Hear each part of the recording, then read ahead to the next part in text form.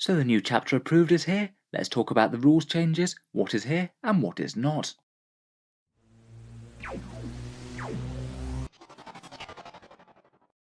Hello and welcome back to Auspex Tactics, where today we're doing a quick review of chapter approved Nephilim, where there's been a fair few rather big changes to Warhammer 40k in general.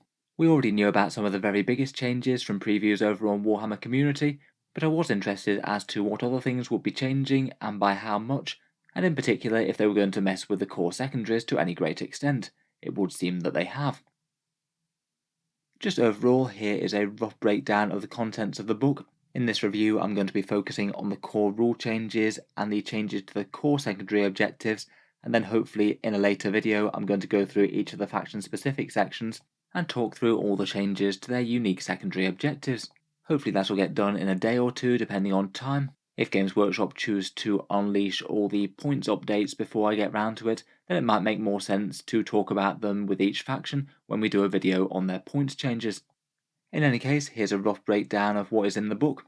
The core rules changes were largely previewed on Warhammer Community. Command points are halved at the start of the game, so you start on 6 command points for Strike Force, and what's more, if you want your initial Warlord trait and Relic, they both cost you 1 command point each, so most normal armies will be starting on 4, and that's before you've even paid for detachments and things. As a bit of a counterbalance for that though, you do gain a command point in every player's command phase, not just your own, so it adds up to almost the same amount of command points overall. They're just shifted to be actually within the game and later in the game, and there's going to be very limited resources for things earlier in the game like pre-game stratagems and big first turn alpha strike combos.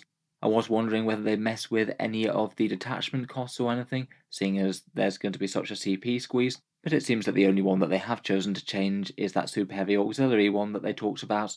If you've got a super heavy that's the same faction as your warlord, that will now cost 0 CP rather than 1 as it was in Nakmund. It's not every super heavy auxiliary detachment, it would have to be the same faction, so say an Astrius alongside some Space Marines, or a Monolith alongside some Necrons. Then the other really major change I think is the shake-up to the core secondaries, and these have actually seen some pretty major shake-ups. There's far less overall, which might not be the worst for decision paralysis, and a few really common picks were gone, such as taking Stranglehold for flipping those midfield objectives, and To the Last as well, which was a popular secondary for some armies with really big meaty infantry units. On the flip side though, you can take as many of the faction-specific ones that you like, and every army has at least 3 of those now. So hopefully the armies that did really like Stranglehold or To the Last will find something a bit more useful out of their own codex's options. As I said, I'm not going to go through all the faction-specific secondaries in this one, but I will do at a later date. There's usually 3 or 4 each per faction, and perhaps the biggest news is new sections for things like Guard, Demons, and Chaos Space Marines, and a few expanded options for sub-factions. Basically every single Space Marine chapter gets at least 1 now, the same with every single Chaos Legion.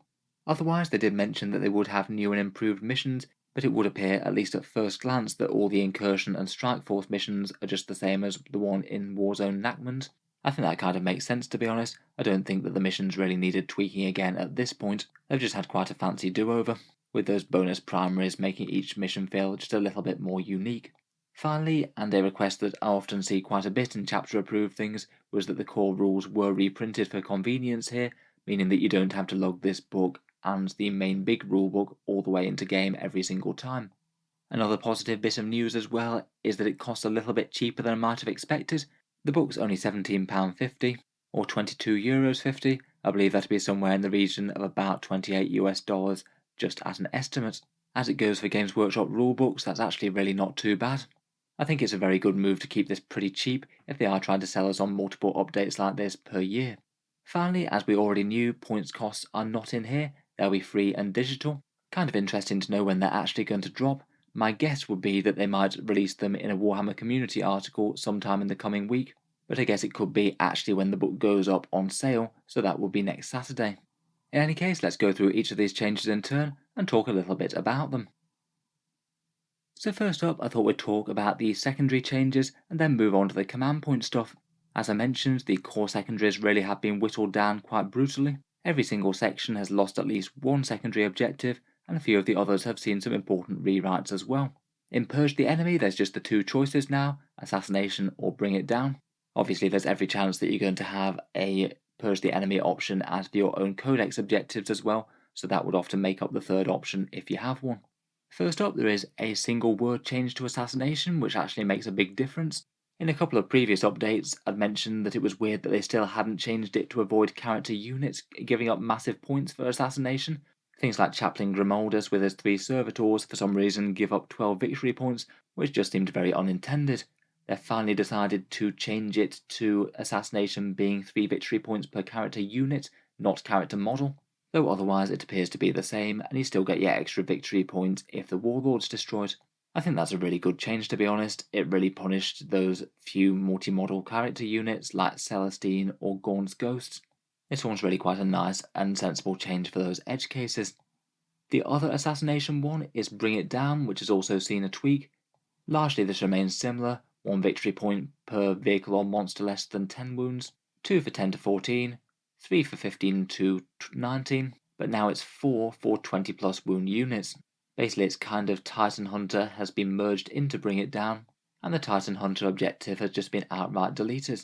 I must admit, even when playing with or against knights, Bring It Down was often the better pick, as it meant that you could score points for killing armigers and things, and it kind of makes sense to remove Titan Hunter if it was just a redundant objective, even against the things that it's supposed to be best against. If you're killing 3 or more super heavies per game, then you're probably easily on top anyway, and even that would only net you an extra 3 victory points. Overall, not the biggest change in the world, possibly a small nerf to knight armies, though I don't think it actually matters massively.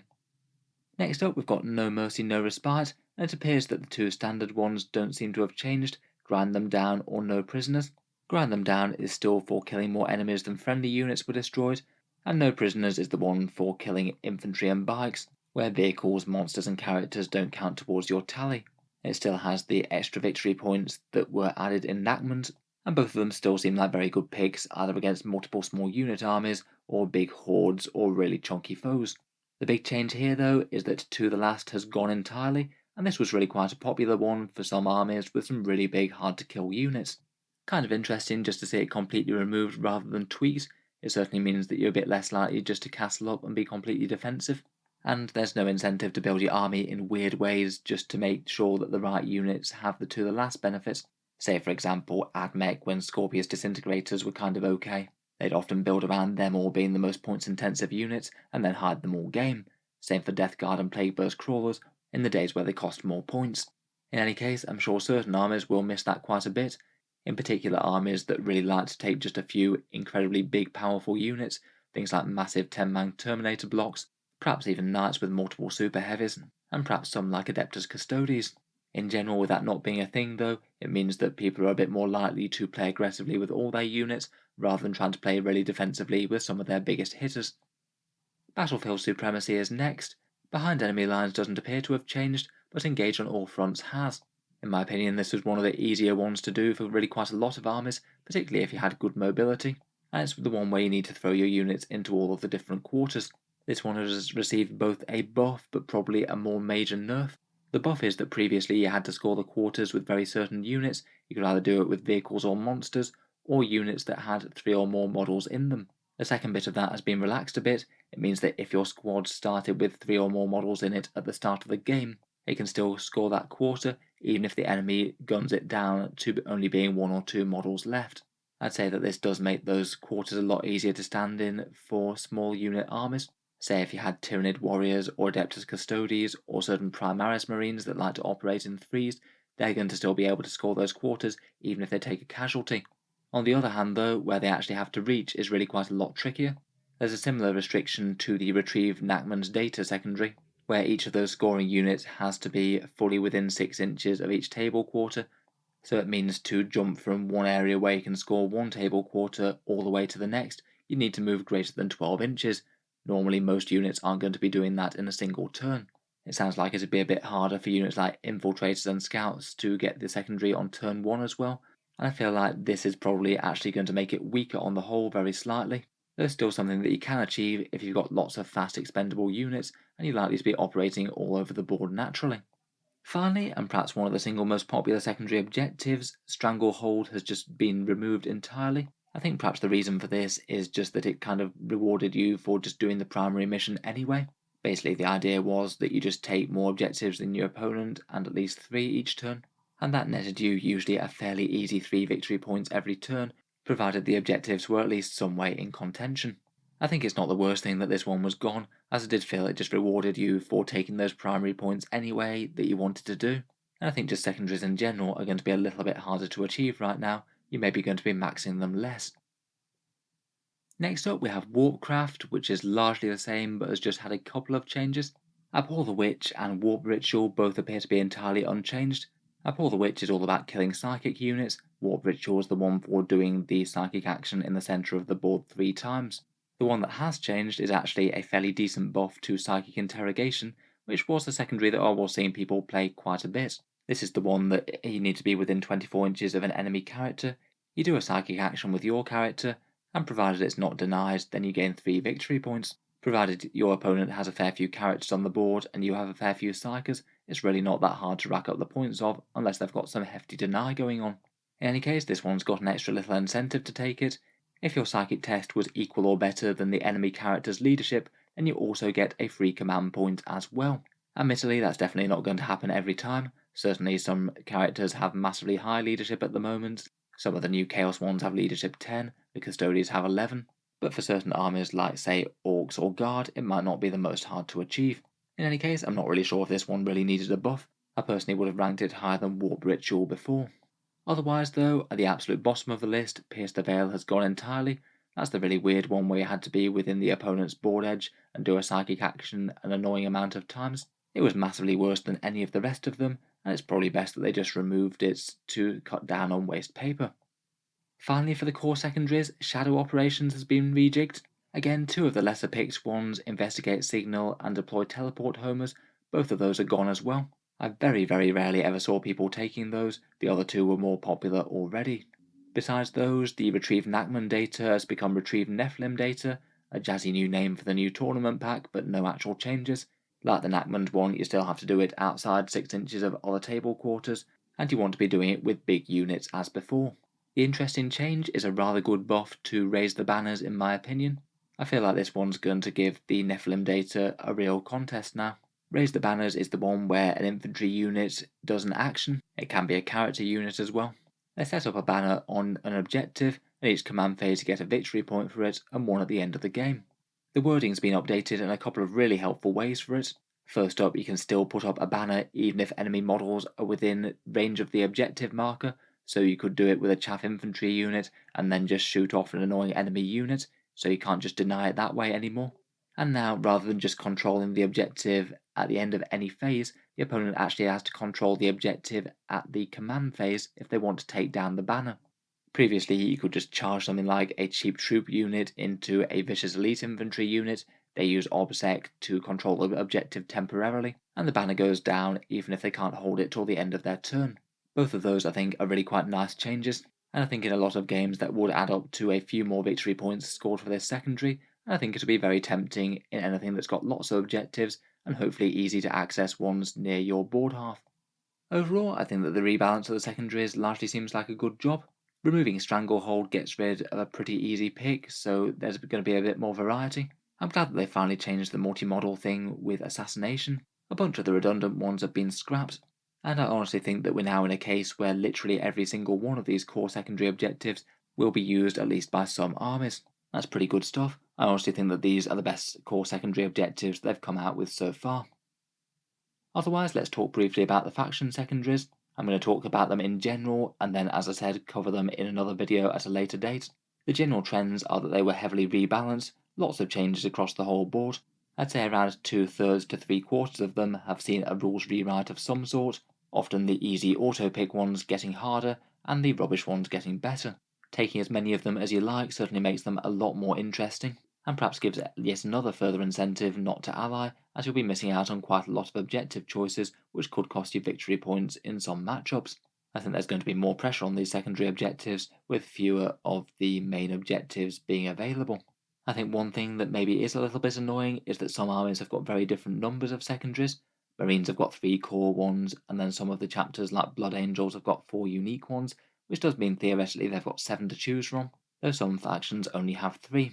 That doesn't sound amazing for game balance, and I thought they might have made things a bit more even in a full update like this, though I do think that that might be a bit more of a theoretical problem than an actual one.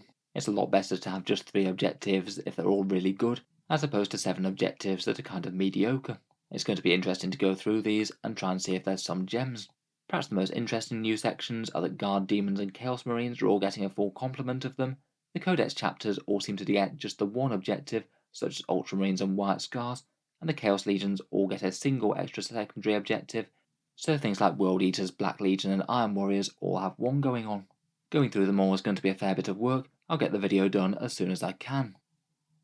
Just as a quick flavour for what sort of ones are updated though, these are the ones for the Adeptus Astartes. Codex Warfare was the Purge the Enemy one, where you've got to try and kill things in Devastator, Tactical and Assault Doctrine, and it was very hard to score more than a very few amount of victory points for this in my opinion. This one's got a small buff. For killing ones with heavy weapons in Devastator, you now get 2 victory points rather than 1, but still all the areas are capped at a maximum of 5.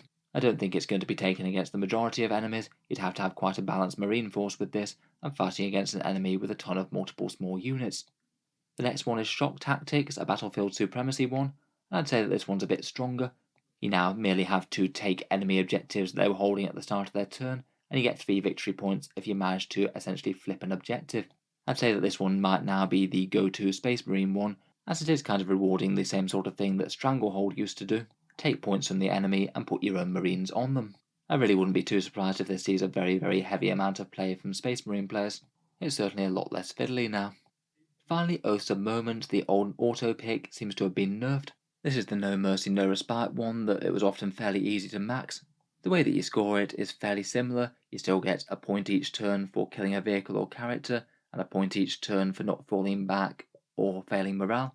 But the one on the centre of the board has been changed. You now only get a single victory point each turn for putting a core or character unit there, and you can't score it with other units like you could before. I remember people just trying to score it with completely expendable units like Landspeeder Storms, for example. That's not going to be something that you can do now. It now means you have a theoretical maximum of 15 victory points rather than 20, so it's much harder to reliably score that objective to the full complement of points. Still seems pretty likely to score at least reasonably high if you can do all of those things a few times, but it looks like maybe a bit more like 8 to 10 victory points as opposed to a fairly easy 12 to 15. I feel like Shock Tactics is probably the big win here. Moving on, let's talk about the more general mission changes. I'll go over these in brief as we have talked about them before on the channel, but the big news is of course that command points shift. Incursion Games getting 3 command points at the start of the game, Strike Force getting 6, and then you get 1 command point in your command phase and in your opponent's command phase. It seems that the idea is to cut down on the amount of vicious alpha strikes and pre-game shenanigans, and it's certainly going to do that in a big way, particularly after you've taken detachment costs into account. Basically, this is a nerf to anything that wanted to field fancy detachments like Outriders or Vanguards, anyone spamming multiple detachments, anyone spending loads of command points pre-game on things like Warlord traits, relics, Space Marine relic datasheets, Exalted Greater Demons or things. Certainly AdMech will not like this at all. And also anyone who wanted to front load their damage with a massive amount of early game stratagems like dealing massive wombo combos for damage and trying to blow the enemy away in an alpha strike. I feel like that one was perhaps the main intent of the changes. On the other hand, gaining a CP in every command phase is pretty interesting. It means you're always going to have one to react to your opponent with, say something like re-rolling a save or firing Overwatch if it was needed. You physically can't just burn through all of them in your turn and have none left for your opponents. You need to make sure that you're adding them on each turn, as that's basically twice the amount of bookkeeping there. But I guess at least you can remember whenever your opponent's adding one on, you should be too. I think the ones towards the end of the game are probably going to have a bit less relevance. It is weird that you can gain a command point on the very last turn, even when you don't have any turns remaining, so the only thing that you could do would be re-roll saves or something. Doubling down on the command point pain is having to pay for that initial Warlord trait and relic.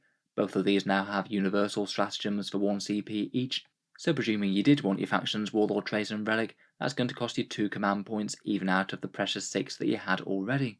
It means that many current armies would just have 4 to start the game with, either to spend on pre-game abilities or first turn stuff, and if you were using a fancy detachment like an Outrider to get loads of fast attack, then you could be starting just on the 1 CP, which isn't very many at all. Overall, in terms of current armies, if you're still bringing your free Warlord trait and relic, then you would have reduced your command points overall from 17 down to 14. That would be 6 pre-game, 10 throughout the game, so 16 overall, but then costing 2 for this Warlord trait and relic. Prior to that, you'd get the Warlord trait and relic for free, you'd have 12 pre-game and 5 throughout, so that would be 17. Basically, the command points are going to be squeezed, you're going to have to really save them for the times when they're going to have the most effect. This Warlord trait and relic change does seem to be pretty unpopular compared with the command point thing. I think a lot of people are on board with the first bits, as making stratagems be a throughout the game thing, rather than a first turn feeding frenzy. But I don't think people enjoy having the Warlord trait and relic restricted like this, as they're a fun rule that people have always got for free. It just doesn't really feel like a feels good change, particularly in combination with the command points being fully restricted already. Finally, for the changes to super heavy auxiliaries, now having them be 0 CP does mean that you're now able to assess the Lord of War just based on the points cost rather than the annoying command point cost on top of it. It's basically a buff for Lords of War filtered in this way across the game, though I would bear in mind that a lot of them still aren't the most efficient datasheets ever. They do have some big disadvantages, such as interacting with terrain very badly and being able to be shot over obscuring. And typically in the super heavy auxiliary, you don't get things like chapter tactics or legion traits, for example, so that is also one negative. Perhaps the single strongest Lord of War in the game at the moment might well be the Tau Storm Surge, which I'm sure we'll see at least some play fielded in this way. It's effectively got a small buff here, though when points adjustments drop, I wouldn't be surprised if it went up a bit. Otherwise, the Space Marine Astrius combined with Iron Hands buffs can be kind of strong. The Corn Lord of Skulls is currently okay with all the buffs that you can put on it, though its rules are going to be changing in a big way shortly. And actually I think Imperial Knights could even make good use of this, have a standard super heavy detachment and then take something else as an auxiliary, and that's a good way to gain an extra slot for free and just run them as a free blade or dread blade. So overall, I think that this one's going to be a bit of a mixed bag. I think that the command point changes are kind of painful, but the list that they result in will probably be actually quite interesting for the game. There'll be a lot more focus on getting more standard looking battalions or patrols on the board, and a bit less character spam and more focus on the actual battle line units. It is definitely going to be annoying for some armies, things like Abmech in particular, or other armies that spam lots of characters like Sisters or Genestealer cults, but I'd at least hope that some of those factions get some decent buffs in the points section. The generic secondaries, I must admit, I really like quite a lot. I think that they've done very well with those, and all of them look usable, but none look overpowered. I think it's quite nice they've took the efforts to trim out the dud ones as well. Definitely helps cut down on a bit of decision paralysis when you're trying to find the objectives that you want. Anyway, let me know what you think of the core rules down in the comments below. As I mentioned, I will try and review all of the faction secondaries. I don't know whether that will be either in its own big video, or with all the points costs if Games Workshop does decide to unveil them. In any case, feel free to subscribe or check back to Auspex Tactics later if you'd like to see that. Finally, if you have been enjoying all the videos on the channel, I would just like to mention that the channel has a Patreon page and you can find that down in the video description. Making all the content for the channel does take an enormous amount of time and effort when there's this many leaks coming, and if you are enjoying quite a bit, any support is massively appreciated.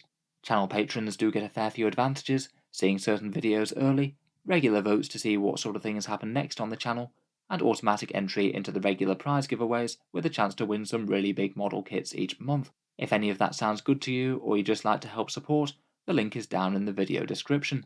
In any case, a massive thank you for listening, and I'll hope to see you guys next time.